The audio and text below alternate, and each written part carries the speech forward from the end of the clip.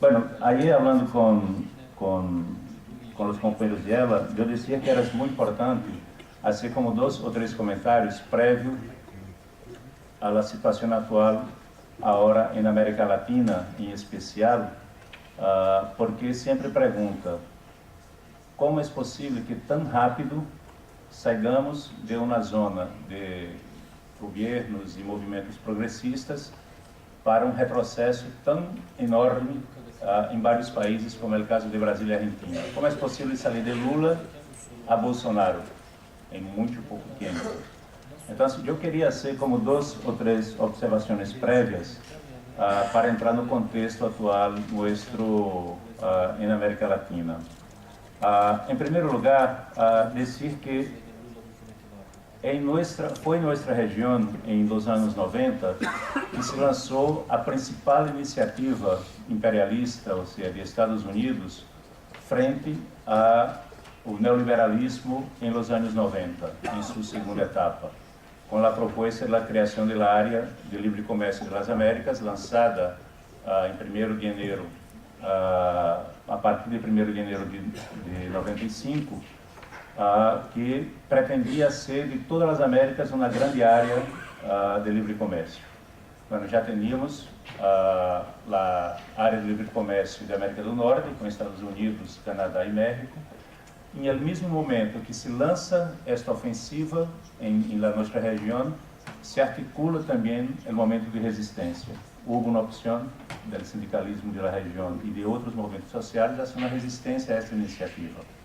Essa resistência caminha para que em 1997 construíramos em Las Américas uma das principais alianças que tivemos em nosso continente, que chamou a Aliança Social Continental, que tinha um abanico de organizações muito amplo, do movimento sindical a movimento de mulheres, indígenas, campesinos, estudantes, e construímos depois da campanha continental contra a ALCA.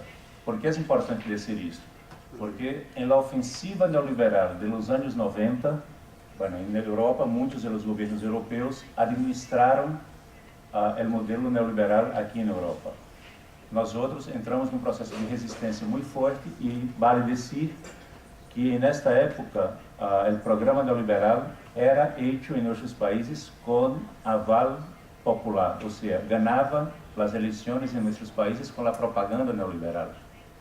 Então, os governos na Argentina e em Brasil, Fernando Henrique Cardoso, Menem e etc., ganhavam suas eleições falando de um programa neoliberal.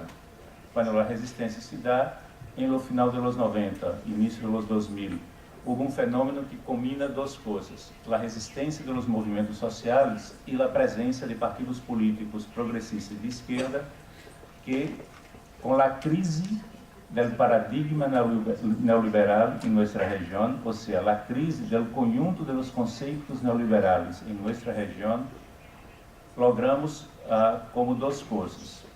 A primeira é o fenômeno de criar em 2001 o Fórum Social Mundial em Porto Alegre, que se intenta juntar todos e todas do mundo inteiro que lutava contra o neoliberalismo.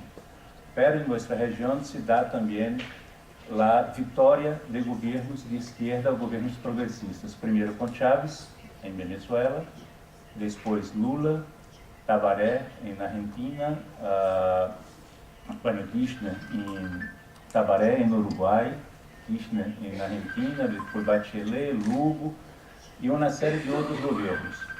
Este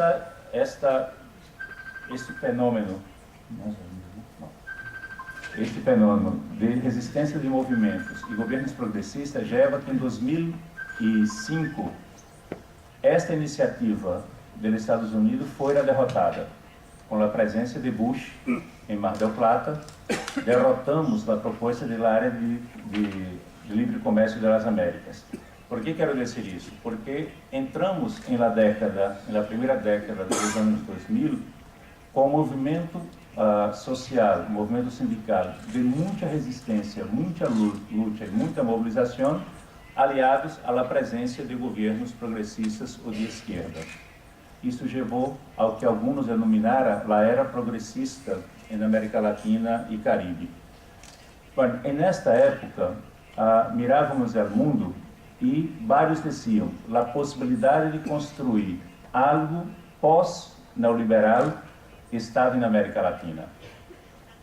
Aí há um outro dado que é muito importante perceber. Estados Unidos se quedou um pouquinho de espalda para a América Latina e volveu sua política para o Médio Oriente e para outros conflitos. E nos deu umas certas vacações não, um final de semana, aí sem mirar um pouco, e criamos uma ideia de construir algo pós-neoliberal, que não era homogêneo, era algo bastante diferente das experiências que teníamos, e tinha como 2 ou 3 características importantes.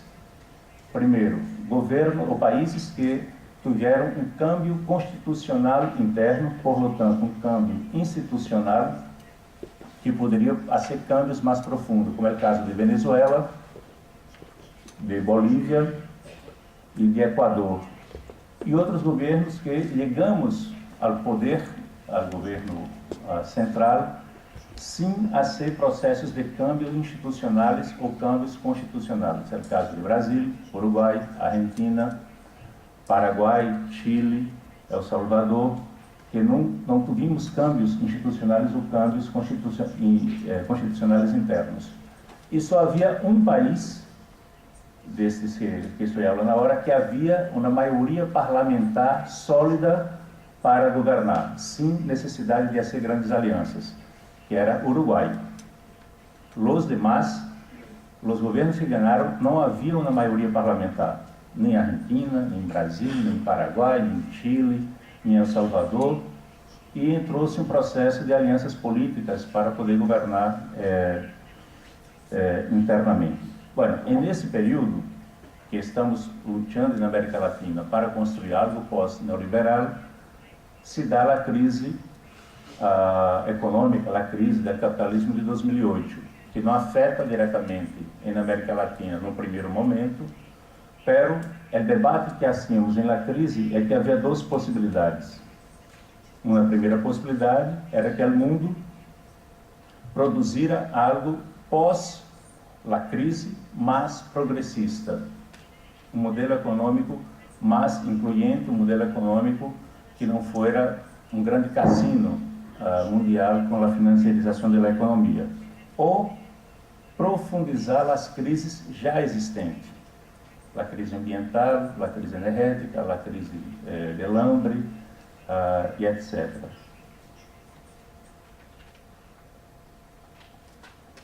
Bueno, o que vemos depois dessa crise é que a resposta da crise de 2008 foi mais fundamentalismo neoliberal. Ou seja, o mundo não produziu um outro modelo econômico que substituíra o modelo neoliberal por algo mais progressista. Esta saída da crise com mais fundamentalismo neoliberal, bueno, estou em Europa, por mais que esteja em País Basco, estou em Europa, em Espanha, não vou descer porque não quero ter problemas, mas isso se produz a partir de 2008, mais pobreza, mais conflitos armados no mundo, uma crise de refugiados muito importante, e vós outros aqui em Europa, bueno, são testigos disto, em nossa região, um aumento muito grande da migração interna, a migração sul-sul, dentro das Américas, uma extrema-direita mais visível. Em Brasil, falamos que a extrema-direita saiu de los esgotos, não sei como hablo isso em espanhol, essa limpeza a lama, bueno, não importa, saiu do subterrâneo, não, e veio à superfície. Então, uma extrema-direita mais presente, as eleições aqui na Europa, na Holanda, mesmo em Alemanha, em outros, demonstra isto, e uma concentração de riqueza mais grande, depois da crise de 2008. Saímos de 12, 16, os mais ricos do planeta, para uma concentração de 8 pessoas controlando a metade da riqueza do mundo, os dados que Oxfam divulgou bastante, 1% concentrado na riqueza mundial contra 99%. Ou seja, o mundo pós-2008 é um mundo onde o fundamentalismo neoliberal se produz mais instabilidade e uma presença da direita mais forte em general. Bueno, em 2008, o final de semana que tivemos com Estados Unidos mirando para a Europa terminou. Estados Unidos volve a sua política para a América Latina, e o exemplo mais claro, mais visível disso é quando reativa a quarta flota da Marinha dos Estados Unidos para os mares da América Latina. Então, reativa a quarta flota para monitorear todo os mares da América Latina e Caribe, pero isso como um exemplo visível, mas sua política aí também envolve. E frente a esta crise que tivemos a partir do aumento do fundamentalismo neoliberal, alguns fenômenos se passaram também em nossa região. Este fundamentalismo neoliberal leva imediatamente a um questionamento, compreende? Um questionamento à democracia. Ou seja, há uma geração inteira que não lo crê mais em las instituições, que não lo crê em las eleições, que não crê em los partidos políticos, ou seja, se questiona a institucionalidade democrática. Aumenta o fundamentalismo religioso, a presença de igrejas pentecostais, neopentecostais, é muito forte. Esse fenômeno em Brasil é fortíssimo. Aumenta o sentimento da antipolítica, não? Ou seja, tudo que é antipolítica, a juventude não crê mais nisso, e aparecem os candidatos que se apresentam como jovem, em geral, e como antipolítica do outro lado. E também há dois outros fenômenos. Já tínhamos em nossa região, em el mundo inteiro, mas em nossa região, um financiamento muito forte dos think tanks, das usinas de pensamentos liberais, que empieza a dar resultado em nossa região, em Argentina, em Brasília e em outros, e o financiamento dos bilionários de extrema-direita a movimentos que surgem nesse período. Movimentos de contestação de calle. Em Brasília, é muito visível nos movimentos de 2013,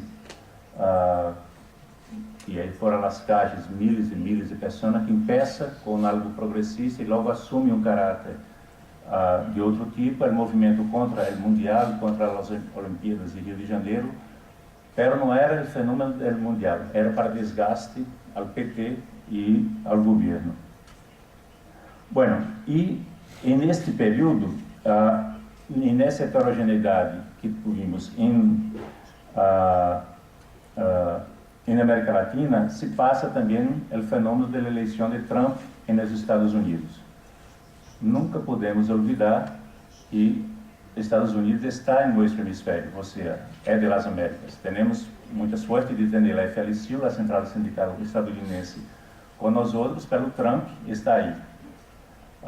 Com a eleição de Trump, además do mundo mais instável, havia uma política muito clara de derrotar o progressismo na América Latina. Então, não é que algo que estava aislado em uma dinâmica puramente nacional. E empieza um processo aí forte de políticas. Há que anotar duas coisas. Uma coisa, é muito importante anotar que este experimento de derrota do progressismo empieza com o golpe de Estado em Honduras em 2009, sacando o presidente Zelaya. Depois, o golpe de Estado contra o presidente Lugo em 2012, em Paraguai. E, por fim, o golpe de Estado contra Dilma Rousseff em Brasília em 2016. Então, assim, começamos um processo de intento de intervenir diretamente em algumas democracias com um processo de golpe. E o outro, um processo eleitoral, onde se apresenta a antipolítica e uma direita que não habla o que vai a ser em el país, mas habla em contra do que se estabelece. Macri, 2015, Argentina; Piñera, 2017, em Paraguai; Brasil com o golpe de 2016, Nayib, el bolsonarito salvadoreño de El Salvador, agora em fevereiro, destes anos. E há como três casos que eu queria poner já em el debate do período atual e dois para destacar: Brasil, Argentina e Venezuela. Começando por Venezuela. Venezuela, recordem que eu falei que estava em aqueles países que havia um câmbio constitucional e um câmbio institucional interno, diferente do Brasil. Então, Venezuela construiu uma estrutura interna institucional muito forte e começou um ataque externo, já com o intento de golpe com Chávez, e depois um ataque externo muito forte no último período para derrotar Maduro. Um bloqueio econômico fortíssimo para sufocar a Venezuela, aí como mais de 20 mil milhões de dólares bloqueados de Venezuela e uma crise interna aguda, muito forte. Não há nenhum outro país nuestro, em minha opinião personal, na América Latina, que um governo não caía, o cansaço me hace piorar mi portunhol. Não havia nenhum outro governo em nossa região que não saíra mais rápido com a crise que há em Venezuela hoje. A crise alimentária, de energia e etc., por um bloqueio imposto de afuera. E um circo midiático criminoso, poderoso. Então, quem mira a notícia de Venezuela de afuera, não? Em la primeira notícia já está com ódio a Maduro. Não? Já está assim, por que não sacamos este ditador, etc. Mas a realidade venezuelana é outra. Por que Maduro não caiu até hoje? Com todo esse cerco que há de bloqueio econômico, midiático, com a crise, com a migração, por que não caiu? Porque há um apoio concreto da população. Depois de, não sei, 12, 14, 15 dias sem energia elétrica, a população continua aí em sua resistência. Então, o bloqueio e os ataques à Venezuela é fortíssimo. E não olvidamos um segundo elemento muito importante. O petróleo de Venezuela está muito mais cerca dos Estados Unidos do que vender petróleo do Médio Oriente para chegar a Estados Unidos. Então, é um país de uma reserva petroleira muito grande que é necessário que volva a las manos aí do Império. O segundo elemento é a Argentina, com o governo Macri, que não apresentou nada em las eleições do que ia a ser na Argentina, e saiu, eu comentava com o Cachorro que saiu na pesquisa da Universidade Católica Argentina, em jueves passado, que a pobreza na Argentina chegou a 33% agora do que temos. Há como 62% dos hogares na Argentina que não tenham um nível de problema, e mais 38% com 2 níveis de problema. Então, de maneira muito rápida, o programa neoliberal de Macri leva a Argentina a uma crise interna profunda, uma devaluação do peso em 52%, um aumento da pobreza grandíssima, um ataque ao serviço público e a volta do FMI, do Fundo Monetário Internacional, com um empréstimo de 50 mil milhões de dólares, com uma imposição de uma receita neoliberal mais dura. Bueno, na Argentina, eu no final retomo isso, tinha um nível de mobilização, de resistência enorme, mas o ataque que é muito grande. E em Brasil, com o golpe de 2016 e a eleição hoje de Bolsonaro, o golpe não era somente para sacar o PT, o golpe era para profundizar o fundamentalismo neoliberal que não se aplica em nenhum de nossos países por la via eleitoral. Se falam o que vão fazer, se falam seu programa. É necessário ter uma política que leve a um ataque às instituições democráticas para se aplicar o golpe. Em Brasil, começa primeiro a destruição de uma das mais grandes empresas petrolíferas, que era a Petrobras, e quando se descobre a reserva de petróleo de pré-sal em alto mar, que é a maior reserva de petróleo do planeta em mar, hoje esta reserva de petróleo, que antes, em o governo Dilma, os royalties o que se dava do petróleo, uma porcentagem iba para a educação, outra para a saúde, hoje já volveu para as mãos das grandes empresas internacionais, inclusive estadunidenses. Então, primeiro. Segundo, a estrangeirização da terra. Hoje, qualquer empresa grande pode comprar grandes quantidades de terra em Brasil. Isso significa vender a Amazônia, não, para empresas estrangeiras, e vender o que era, hasta pouco tempo atrás, o maior reservatório de água potável do planeta, que é o Aquífero Guarani, que está em Brasília, Argentina, Uruguai e Paraguai. Hoje não, este ano se descobriu que em el subsolo da Amazônia há uma reserva de água potável mais grande do que o Aquífero Guarani. Depois vendeu a Embraer, a empresa de aviões para a Boeing, destruir o sistema de educação pública, que não permita que os filhos da classe trabalhadora cheguem à universidade, ou seja, e o golpe em 2016 até 2018 implementa a reforma laboral mais regressiva e reacionária em nossa história, cambiando o perfil da classe trabalhadora brasileira, permitindo, por exemplo, que há não sei décadas que não se permitia isso, que mulheres embaraçadas pudessem trabalhar em ambientes insalubres. Hoje essa reforma laboral permite que o negociado esteja arriba das leis, do legislado. Bueno, uma série de outros fatores aí na reforma laboral do golpe.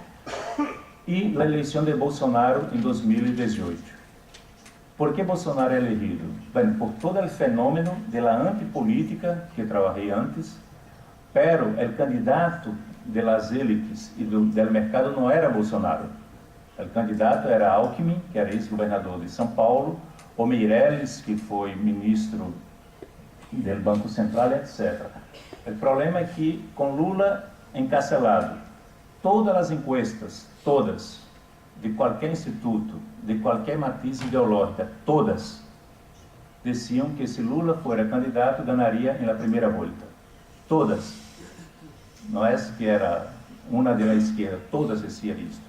Se põe Lula encarcelado, se impede a votar e se impede que hable nas eleições. Ou seja, o maior narcotraficante de Brasil, Fernandinho Beiramar, deu uma entrevista em la tele de uma meia hora e Lula é proibido de dar entrevistas a periódicos. A tele, ou seja, é um preço político que não se pode falar. Se habla com as visitas e os interlocutores das suas mensagens. Mesmo assim, Haddad do PT, em 3 semanas de campanha, passa todos os outros candidatos de centro e da direita e vai arriba, como se fosse uma possibilidade de ganhar. Bueno, quando o mercado mirou que Alckmin não ia ganhar e a antipolítica em Brasil tinha Bolsonaro como a possibilidade de ser uma expressão contra o que estava estabelecido, contra o PT, contra tudo, os mercados assumem a candidatura de Bolsonaro. E aí como 2 ou 3 fenômenos. Primeiro, as igrejas neopentecostais assumem a candidatura de Bolsonaro em uma agenda anti-abortista, anti-ideologia de gênero, anti-lo politicamente correto e etc., assume a candidatura de Bolsonaro. O que estamos falando é que de la noite para o dia, mais de 50.000 igrejas em os 6.000 municípios de Brasil, de la noite para o dia, empeça uma campanha direta. Não há nenhum partido político com essa estrutura vertical e que chega muito rápido em várias localidades. Depois, uma volta à estrutura que permite o golpe, que é uma estrutura judiciária, militar. E terceiro, as grandes empresas apoiando Bolsonaro. Então, se Bolsonaro vai na segunda volta, ganha com 54% e Haddad chega todavia a 44%, 46% na segunda volta e produz. Bueno, para começar a concluir, esse fenômeno em Brasil, ele reflete também essa eleição de Bolsonaro, que é um tipo inapresentável. Antes eu tinha orgulho de chegar com o passaporte brasileiro. Hoje eu lo apresento assim, hablo pouco, porque é verdade uma vergonha. E são coisas assim absurdas. A vantagem de falar com o cachorro é que são tão malos, assim, tão despreparados, que em 3 meses de governo, de 1º de janeiro hasta agora, já tinha um desgaste interno como se fosse o segundo mandato. Ele quando habla, se produz uma crise. Ganhou porque não participou de nenhum debate público antes também, com a cutillada que levou de um louco aí. Então, assim, o problema não é a ministra, que é ridícula, a ministra das mulheres, que é ridícula, que disse que os homens têm que vestir azul, e as mulheres têm que vestir rosa, que têm que o câmbio climático não existe, que o primeiro não sei o que estava na Bíblia, ou seja, uma coisa, tenho vergonha de dizer o listado de tonterias que essa senhora habla. O problema não é esse, é que quando habla uma tonteria, e todos debatimos da tonteria, o programa econômico está sendo aplicado do outro lado. Então, é um programa econômico ultraliberal, que é essa a característica que temos hoje. E eu posso dizer que há como 2 características nesse fenômeno. Me olvidei dos 2 casos, 2 casos e meio. Primeiro, o próximo de la vez de la crise vai ser Nicarágua. Ou seja, vão tentar uma crise em Nicarágua como tentaram em Venezuela, já começaram, e vai ser o de la vez. Agora, há 2 casos. Se ela me mostra outra coisa dessa aqui, que eu não miro mais para a direita, eu vou mirar para a direita. Mas todavia tenho 5 minutos. Há 2 casos que há que defender de maneira muito decidida. E nós outros, da CSA, da Confederação Sindical das Américas, não temos nenhuma vergonha de dizer, temos lado e há que defender, que é o Uruguai, no processo eleitoral que se passa agora, outubro, né, final de outubro, Fogaça, em Uruguai, não importa o debate interno que se produz, importa muito, o debate interno que se produz internamente, há que defender o governo do Uruguai e há que não permitir que a direita volva. Imagina-te que o Uruguai é um país que avançou muitíssimo em muitas coisas, é denunciado em la OIT pelos empresários por a quantidade de direitos que há e de la negociação coletiva, de contratos coletivos e etc., e está no meio de Brasil e Argentina. Então, assim, há que defender muitíssimo o Uruguai para que a direita não volve a esse país, e o outro caso é Bolívia. Há que defender muito Bolívia também, que a direita não volva a esse país, porque depois de Venezuela, de Nicarágua, não tenho dúvida que vão aí também por Bolívia. Agora, para terminar, qual é o fenômeno que temos hoje, por lo menos em América Latina e Caribe? Há um fenômeno que nós outros decimos que é um neofascismo de maneira muito forte, é o neofatismo, com uma diferença muito grande do que era o fascismo, um fascismo do século XX, que estava nesse país, não, estava em Espanha, estava em Itália, Alemanha, em nossos países foram as ditaduras militares, com uma diferença grande que é um fascismo que tem em seu programa econômico um programa ultraliberal, que é diferente dos fascismos do século XX, não? Que tinha um nacionalismo econômico importante. Fora Pinochet no Chile, as outras ditaduras da América Latina eram ditaduras nacionalistas. Então, assim, um programa ultraliberal com um programa ultraconservador em las liberdades individuais e coletivas.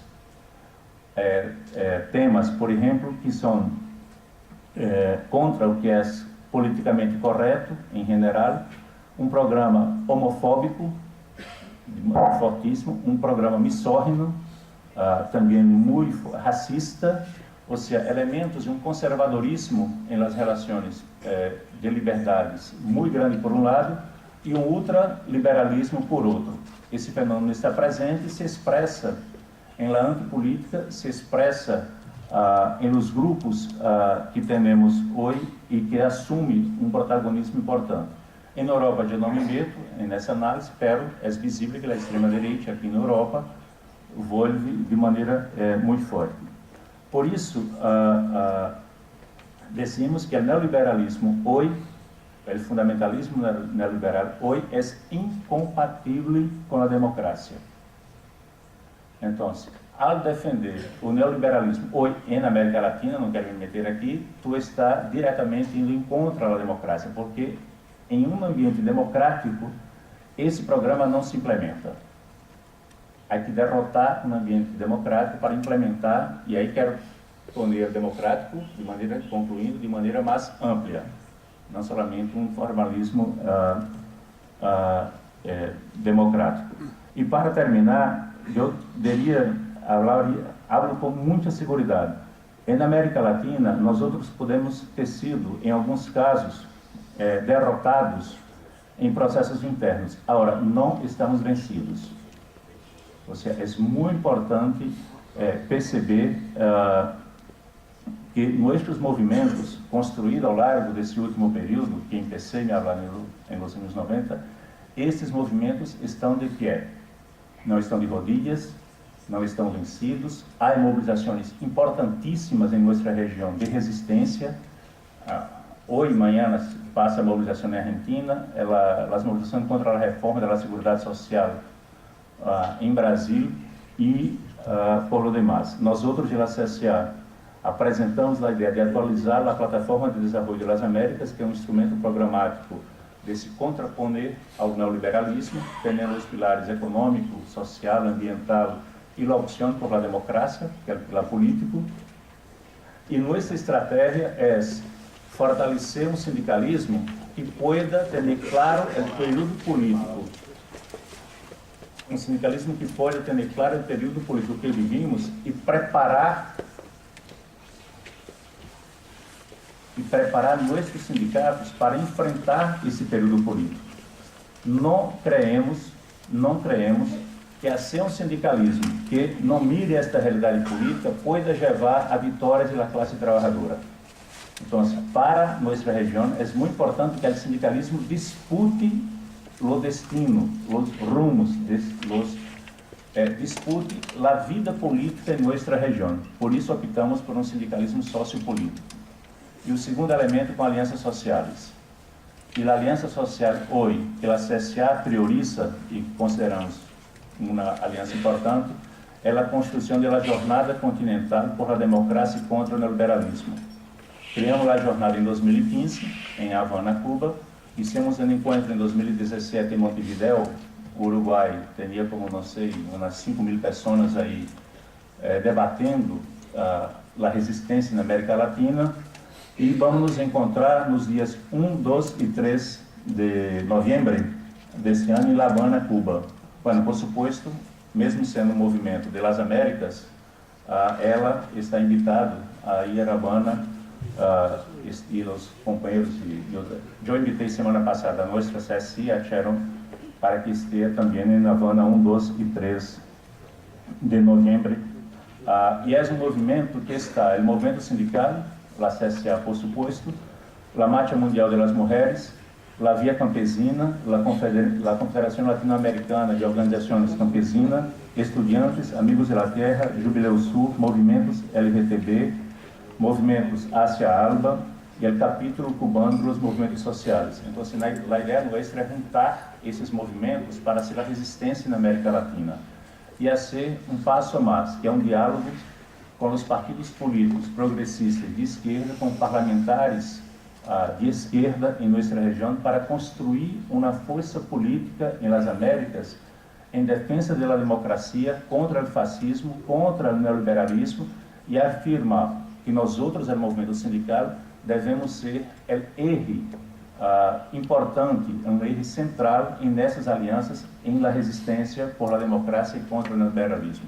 Então, se estou hoje aqui, é para dizer que nós outros de la CSA em las Américas, las fraternas nuestras, estamos de pé, não estamos vencidos, nos cabe enfrentar o período político mais difícil de nossa geração, mas estamos listos e preparados para a luta. Muitas graças.